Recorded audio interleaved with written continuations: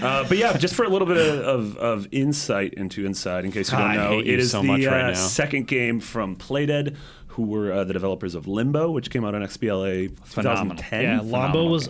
Lombo. My brain's Sorry, wrong game. That was like the version of it, like how Pissed came out after Mist. I tried to say. Lombo was the thing you went to Software Etc. for and got for like $4. I definitely just tried to say play. Limbo was awesome and really messed Driving that around one my up. Lamborghini. But yeah, Inside, it very much, you can tell it's from the same team as Limbo. It is a 2D atmospheric physics-based puzzle platformer, relatively simple mechanics, but absolutely dripping with style and substance and themes and a very subtle but incredible visual story.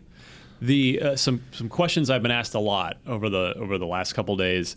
How long is it? Took me about 3 hours. Might take you a tad less, might take you a tad more, depending on if you get stuck on or not stuck on any of the puzzles. I never really got hung up for more than a few minutes at a time on some of these. I got stuck less in Inside than I did in Limbo. And I have to imagine I'm dumber now than I was 6 years ago. When I had my nice sharp 20-something brain. So take that for what it's worth. And then the other big question I get asked is, because I've been referring to it on social media as the follow-up to Limbo to give people something to relate it to, because remember, they've done almost literally no marketing or PR for this game. Almost none. Yeah, 2 years hope ago it at sells really Microsoft's well. conference, It was they announced. showed a short teaser, and then they legitimately went off the grid, and then all of a sudden it was this year at the conference, they're like, hey, it's out in 2 weeks. And like those guys don't really do interviews. They're Well- just like, we just want to release art. And to your exact point, their Twitter account, which I've been looking at this week because I think I've tagged it in a couple times. At Playdead it was an account made in 2011, and it has 4 tweets on it, and 2 of them are from the last 30 days. Yeah, and it's just like, hey, there's some misreports about the time it'll launch. It'll launch at this time. Brevity is the soul of wit. I love that they do, in an age where like, well, you've got to have social media as part of it. Yeah. They just do not care. Yeah. They clearly, based on their Twitter account, could not possibly care less. I love this idea of them all sitting around in a room being like, how do we address the audience about this update? And it takes like an hour for them to be like, oh, we have this Twitter. It didn't That's exist a great 6 years idea. ago We when have we the had Limbo. Twitters. Yeah. So yeah, and so anyway, that's the other big common question I've been getting asked is, do I need to play Limbo first? No. They don't. Well, I don't want to. You don't. No. Yeah, that's enough. That will leave it at that. Yeah. Also, it's 3 hours, but You don't need to play Limbo if you you haven't. should probably What play the Limbo. hell? It Well, was hopefully, free. it was free during E3. Yeah. it's 3 hours, but it's definitely what we all went through it a second Again. time. If only not only to just experience it again with like, oh, now that I know these things that happen, I want to do this. But also there are some cool off the beaten path things that none of us found the first time through. Correct. Yeah, Marty. What was your favorite aspect of the game? I mean, it is a game that we've remarked a couple times. It feels like it has 5 years of polish on it. Every subtle animation, every lighting cue, every particle effect the game feels handcrafted. Yes. And it feels, Every bit of for physics. a 2D platformer, it is as cinematic as, like, it is masterful the way they move a camera in a 2D platformer, which is insane. Its use of depth of field, of objects in the foreground, objects in the background, and then you in the foreground. That's the cinematic term, the foreground. Now invented a new yes. concept. The lighting. The lighting not only adds to the tone, mood, and atmosphere of the game, but is also served to highlight aspects of puzzles and very subtly cue you into things you should be looking at or paying attention to. See, that sounds really cool to me because like I loved the art style of Limbo, which is this kind of like film noir-ish kind of low-key lighting. That's the And term then that we call a bunch of people copycatted it afterwards, but nobody had really done that yet. Yeah, but like what I wanted to see was how they implement the what I could have, like, if there was going to be a criticism from me about Limbo, it would be that they didn't really use the aesthetic as part of the gameplay, like part of the puzzles and stuff. yeah. So to hear you say that that's a little bit better integrated. Yeah, and it's definitely that not. sounds really It's cool. not that like stark silhouette of Limbo. It is Right. more colorful, or I guess there's more going on in the background and sort of Interesting. more visual storytelling. It's more layered in sort of a literal and figurative sense, I Yeah. think would be fair to say. Yeah, and like we won't go anything into the story, and you shouldn't know anything about the story going in. But I found it really interesting that I felt like for the first half I was like, yeah, I know what's going, because the whole thing is presented without text, Right. And so it's like I know what's Which is going something on. that happened in Limbo as well. Yeah, and you're like, no text, no dialogue. I have a pretty good Yeah. grasp of what's going on, and then you go deeper down the rabbit hole, and you're like, oh no, I don't know anything. I'm very confused right Let now. me walk that back. There is text, but not in the way that you would think, because there's one part in Limbo where Oh, you the go hotel to the sign? hotel Yeah. sign. Yeah. Yeah. That's text, but Yeah. it's not It's a puzzle, basically. really Yeah. text. You know what I mean? Yeah, Yeah. just a phenomenal, very special game. One of those games that as soon as someone else would beat it, we'd pull them into a corner room and be like, hey, we need to talk about this. Like, what did you think of X, Y, and Z? I mean, I will say that 10s here are not given out or even considered lightly. They're very rare. I know we've given one already previously this year, but Stapes probably vetted you quite a bit. He's like, What do you give it to? The Witness. previous 10? The Witness, Oh, yeah. Witness. Which, by the way, how hilarious is it that arguably the two best signature Xbox Live Arcade games made by very small teams. have now come back around again for their follow-ups, Yeah. and are probably the two best digital download titles. That's Yeah, amazing. on both the respective And consoles. it's just that's the unfortunate part, is that they're each locked away as platform exclusives. Yeah. Well, Witness is on PC, right? Yeah. They're both on PC. And I think both of them, I would say, But- by this time next year, will also be on the other. yeah, and that's nothing's announced, but Yeah. past No. history suggests Yeah. like Limbo ended up on virtually everything, Everything. and You can play that on mobile nowadays, I think, right? Yeah. yep. Yeah. But yeah, how cool is it that the two best live arcade games from back in the day are now their follow-ups both took forever to make, but Yeah. they're both 10s. Especially since like They're there both is that brilliant. kind of curse of like the sophomore slump, right? Like your second game or your Yeah, second creative album. endeavor. What do you, yeah, what it's do you have never to as say? good. You had Yeah. your whole life to make that first album of all those life experiences, but yeah, what do you Yeah. do with that second? Yeah, I just love the fact that probably my three favorite XBLA games were those two and Bastion, and then Yep. all three have gone on to make follow-ups that I absolutely adore with Yeah. these two and Transistor. Yeah. Now, next we need Shadow Complex 2. Yep. Just throwing it out there. We had Donald Nudge. Mustard in here. We held his feet to the fire a little bit. Yeah. That needs to. Or Infinity Blade 4. You shut your cardigan mouth. But yeah, Inside is very special. Ryan and I played the first 10 minutes on a Let's Play you can find, which is currently on IGN. The very first unlocked plays that Yeah. we've been promising Oh, you. great. Yes, finally. Which is It's on our us YouTube playing channel. games. Yeah.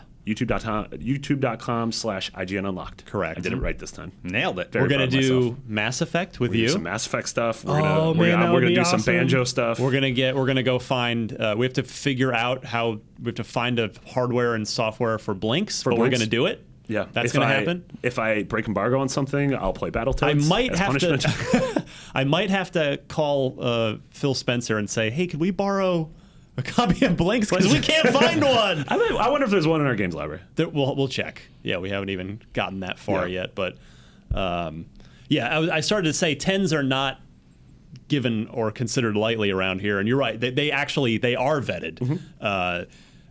Not only did I finished the game first, and then I was begging people to finish it because I needed to talk to somebody you finished about it right it. before E3. I did. And then Chloe finished it, and Marty finished it. Dan Stapleton finished Yep. it. Andrew Goldfarb finished it. And All before E E3? No, in this the was all time after, since. And I think, and now even Brendan Graber, our wikis expert, who's working on some crazy things that I guess we'll just talk about later. Yeah. But that involve collectibles. So, and nobody has even started to argue that it's not a masterpiece. Yeah. Awesome. I mean, it's that kind of. It was one of the easiest 10s I've ever even seen, or certainly one of the easiest 10s I've ever given. Yep. Yeah, I I'm mean- really excited to play this tonight. Yeah, me too. I've been planning for like a week. I've been bugging Ryan. I'm like, when's the embargo? Can I play tonight? And 3 a.m. So Should and I I'm stay gonna go. up? I'm gonna say this right Yeah. now, and I love you. I'm sorry. Yeah. Don't watch Destin stream. Yeah. This is So- not a game that should Yeah. be experienced, in my humble opinion, through someone else. I'm Please going to watch stream Destin it. every Watch other day. it after you've played it. That's what I'm going to ask. You know, like, So yes, I'm going to stream no one tonight watch so it I live. capture my natural reaction. And then after you play it, feel free to watch the VOD. And yeah, on that note, if some people so my review is as spoiler free as it can be, both the written and the video. I mean, there are things that it shows, but none of them are out and out spoilers, either story wise or puzzle solutions. Yeah, they're all presented out of context. Yes, that too. So I would love it if you would take a watch and or read of my review. But I've heard from a lot of people, because I do say right in the beginning of the review, it's best to go in blind. Right. I've heard from a lot of people that say, I'm going to check out your review after I finish it, which is totally fine too. Just appreciate it if you would, because man, that was you know how, Marty, sometimes it's some reviews are work where you're just like, it's the holiday season, there's 10,000 games to review, it's okay, Marty, we need you to review this. And sometimes you finish a game and you're just like, you feel so middle of a road about it that you can't like muster the enthusiasm either way. Secretly, to me, I don't know about you, those middling score reviews are the hardest reviews to write. The Between real a 5 bad and a ones, 7 is tough. Yep, the real bad scores are just like, you know, you definitely have things to say and passionate things to say. Like, you punished me by having me play this. It's my turn. And the other way is easy too, because I mean that's like Firewatch I reviewed this year, and that review just like came out of me because I just had so much to say about that incredible game. This was the same way, where it's just like, man, this was the review just flowed. I was just a vessel for it to come out. Everyone who has played the game, who I've talked to about it, and I've tried to stay away from deep discussions about it, having not played it yet, but they've all been very, very excited. Like, we were at the E3 showcase, and the first thing when you, me, and Phil Spencer came together was like, he was like, what about Inside? And I was like, I have to walk away because you guys are going to talk about it. He said, I was professional. I didn't tip my hand that I'd already finished the game at that, even though it was Phil and you know, he's already finished the game. But he goes, Inside came up and he goes, yeah, it's the game of the year. And I was like, I know. I remember on the post show when we were like at the post show from the E3 conference, it was like, what was the best game they showed at the conference? And I was like, it's Inside. And I know that as a fact because it's a 10. It's probably the only game at that conference that's going to be a 10. So yeah. Oh man, what a treat! It is just for fun context. I went and looked at Metacritic, which a lot of people like to look at as a sort of amalgamation of critical opinion. It is, you know, not a perfect system, but it is the system we have as an industry. And the highest Metacritic ranking games on Xbox One, the first one is Grand Theft Auto 5, which wouldn't argue with that for a second. Second one's Metal Gear Solid 5. The third one is Inside. So if that gives you an idea of how well regarded this game is. The rarefied atmosphere it's in. Yeah. All three of those we gave a 10. Yes. All three deserving. We were part of that high Metacritic situation. But it's absolutely, with all due respect to The Witness, which I am too stupid to have finished. I'm about, I don't know. I'm some number of 100 panels into it, but I ended up getting stuck, and then I got onto other things, and maybe someday I'll go back. But Inside is, as of today, my game of the year. This has been a hell of a year for... I mean, we're halfway through the year, but we've already had The Witness and Oxenfree and Firewatch and Oxenfree. Inside and Dark Souls 3 and Uncharted. I would love to see a game like that. I mean, again, I haven't played it, so I can't really cast a vote for it, but I love the idea of little games like that being able to stand toe-to-toe with the AAA franchises and possibly even win Game of the Year from like a publication like Journey. Well, that's what I was about to say. Is in 2012, it was great because we did this whole Judgment Day thing where we haven't done that since, where we bring in all the developers and kind of talk about the nominations before we even award the Game of the Year.